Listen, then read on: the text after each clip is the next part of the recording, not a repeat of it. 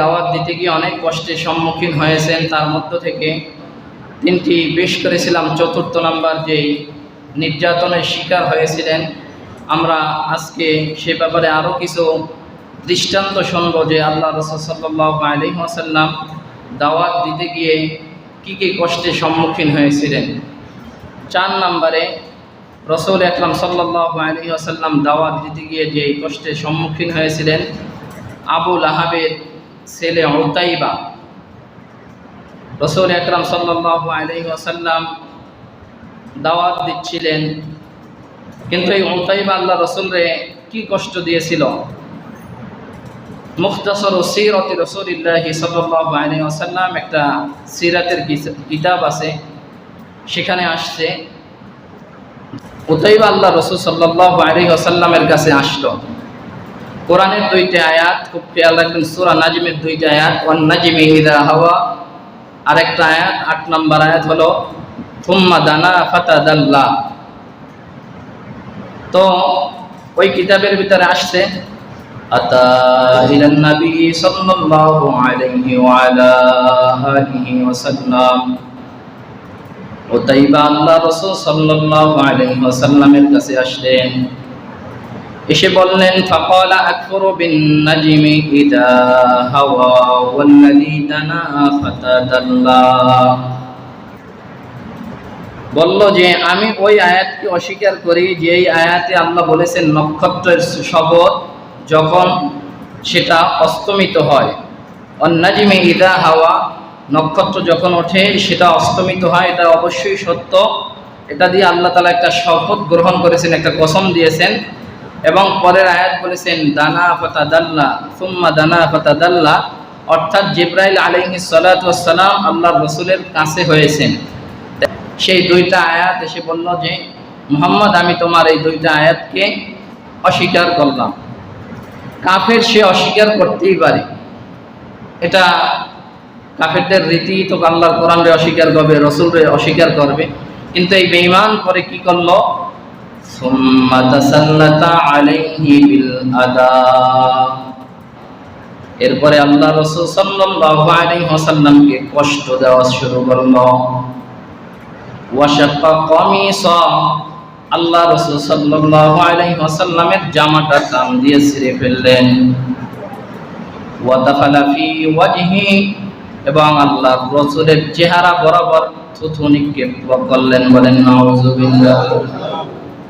কোন চেহারায় নিক্ষেপ করছে, যেই চেহারার দিকে তাকাইলে ক্ষুধা নিবারণ হয়ে যায়। কোন চেহারার দিকে থুতু নিক্ষেপ করেছে, যেই চেহারার দিকে তাকাইলে মানুষ ইসলাম গ্রহণ করে ফেলে, সেই চেহারার ভিতরে থুতু নিক্ষেপ করলো। ইল্লা আন্নাল বুযুকা লাম ইয়াকা আলাইহি, কিন্তু সে যে থুতুটা নিক্ষেপ করছে আল্লাহ রাসূলের চেহারা মোবারকে পড়ে নাই। ফাদাআ আলাইহি, উতাইবা যখন আল্লাহ রাসূলের চেহারার ভিতরে থুতু নিক্ষেপ করলেন, আল্লাহ রাসূল আর কষ্টটা সহ্য করতে পারলেন না। আল্লাহ রাসূল তার জন্য বদদুয়া করলেন, আল্লাহুম্মা সাল্লিত আলাইহি কালবাম মিন কিলাবি, আয় আল্লাহ আপনার হিংস্র জাতীয় কুকুরের মধ্য থেকে, এই জাতীয় হিংস্র প্রাণীর মধ্য থেকে একটা প্রাণীকে তার পিছনে লীলায়া দেন। আল্লাহ সেই প্রাণীটা দ্বারা যেন আবু লাহাবের ছেলে উতাইবার যেন মৃত্যু হয়। আল্লাহ রাসূল দিলেন, বদদুয়া করে দিলেন।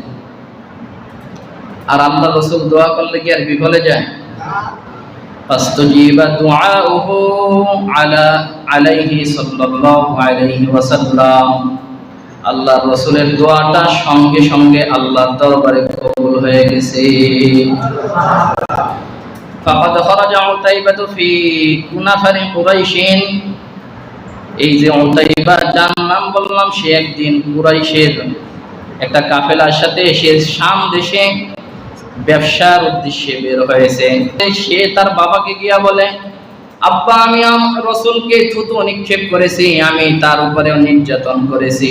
বাবা বলে বাবা তুই ভালো কাজ করেছ, তবে ভালো কাজ করেছ, তবে বলে বাবা আমাকে রসুল একটা বদদুয়া দিয়েছেন, সেটা হয়েছে আল্লাহুম্মা সাল্লিত আলাইহি কালবাম মিন কিলাবি, ও আল্লাহ আপনার হিংস্র প্রাণীর মধ্য থেকে যে কোনো একটা কুকুর জাতীয় প্রাণী দিয়া তাকে মৃত্যু দান করবেন।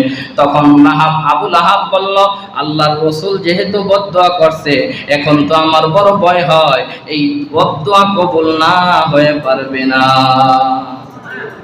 আল্লাহ রসুলের দোয়া বদদুয়া সব কবুল হয়ে যায়।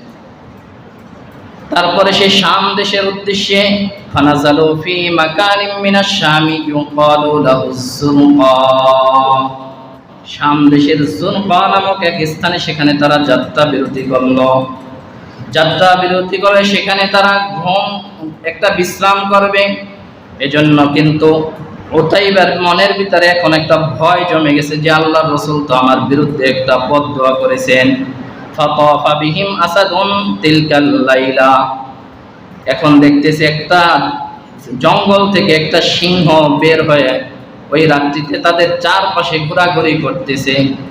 কয়না তাইবা মনে করছে আজকে আমার আর কোনো রেহাই নাই, আমি ঘুমাইলেই তো আমাকে এসে ওই সিংহ শেষ করে দিবে। ওই ব্যবসায়ী কাফেলা বলল আপনি আমাদের মাঝখানে ঘুমান, যাতে আপনাকে কোনো হিংস্র প্রাণী যাতে আঘাত করতে না পারে। আপনাকে আমরা মাঝখানে স্থান দিলাম, আপনাকে কেউ আঘাত করতে পারবে না, আপনি আমাদের মাঝখানে সামানা টামানা চারপাশে রেখে আপনি আমাদের মাঝখানে ঘুমান। আল্লাহ পাক রব্বুল আলামিন, কারণ আল্লাহ তো আমার রাসূলের দোয়াকে কবুল করেছেন। এরপরে সিংহ যখন সব মানুষগুলো ঘুমায় গেছে,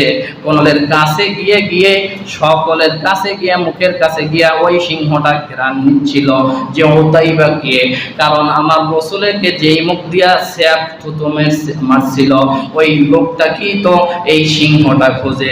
হঠাৎ করে সব লোক টপকায়া টপকায়া মাঝখানে গিয়া হাজির হয়ে গেল। আর এই উতাইবাকে গিয়া সেখানে দেখলো যে সে ঘুমাচ্ছে। আর উতাইবা এদিকে ভয় যে আমি তো মনে হয় আজকে আর বাঁচতে পারবো না, কারণ আমি হলাম শাম দেশে, এইখানে আসলাম, মুহাম্মদ আমার নামে এই মক্কায় বসে আমার বিরুদ্ধে একটা সিংহকে লেলিয়ে দিল আমার বিছানে। মুহাম্মাদের দোয়া বুঝি আল্লাহর কাছে কবুল হয়েছে। আল্লাহ বলেন আমার নবীকে যারা কষ্ট দিবি তাদেরকে কখনোই আমি আল্লাহ ছাড় দিব না। এরপরে সিংহটা মাঝখানে গিয়ে ওর মাথাটাকে ধরলো, এমন ভাবে মাথাটাকে গ্রাস করলো, ফাজাদাবাহু, এবারে ঠাটটাকে মটকায়া দিল এবং তাকে সেখানেই মেরে ফেললো। আল্লাহর রাসূলের সাথে যারা দুশমনি করবে, এখান থেকে শিক্ষা, রাসূলের সাথে যারা দুশমনি করবে, এখনো যদি কেউ রাসূলকে গালি দেয় তাহলে মনে করতে হবেন তাদের শাস্তি যেমন উতাইবাকে এই কুকুর বিভিন্ন হিংস্র প্রাণী দিয়ে আল্লাহর রাসূল বদদুয়া করেছে, তাহলে তাদেরকে সেই শাস্তি এখনো দেওয়া হবে। আল্লাহর রাসূলের বিরুদ্ধে যদি এখনো কেউ কথা বলে, তেমনি ভাবে আল্লাহর রাসূল নাই, আল্লাহর রাসূল উলামায়ে কেরামকে আল্লাহর রাসূল বলেন আল উলামা ওয়ারাসাতুল আম্বিয়া, উলামায়ে কেরাম হলেন নবীর ওয়ারিস, তারা দাওয়াত দিতে যাবে আর তাদের বিরুদ্ধে যারা এত কষ্ট আর নিপীড়ন দেবে তাদেরকেও আল্লাহ করবেন। কথা বলেন ঠিক কিনা?